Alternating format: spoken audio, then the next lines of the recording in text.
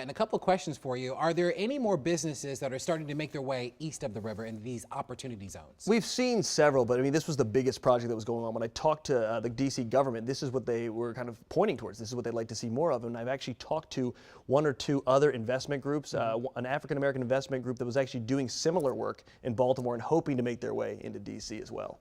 Exceptional. And so what is the drawback in all of this? I can imagine that there has to be some con to what many would consider a positive. Yeah, I mean, obviously with any sort of investment, there are winners and there are losers, and there are people who may find opportunity within something like this. But some of the reports we've seen across the country, not so much in DC, but maybe New York and New Orleans, are that these opportunity zones, which are intended to be used for low-income areas, if they are abutted up to or if they're adjacent to, say, a wealthier community, that wealthier community can be included in the opportunity zone, and then investors can actually just dump capital, so to speak, into these wealthier areas that don't necessarily need it. And it's actually a win for their companies and not so much the people that it was intended to be used for.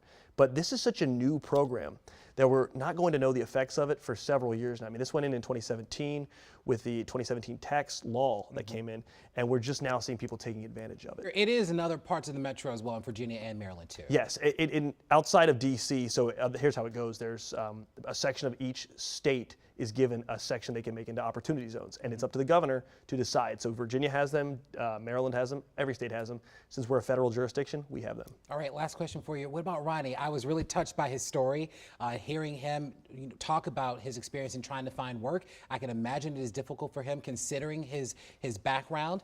Has he been able to find a job yet? He's still working. I mean, there's a lot of things he has to go through, and I've been speaking with Antoine and he over the phone to find out what they can do, and there's been a couple of hiccups here or there, but Antoine is committed to helping him find a job, which I think is something that you don't often see every day, someone to take it upon themselves to invest in one single person. Yeah, well, no doubt we're pulling for him. Matt, thank you so much. We appreciate it.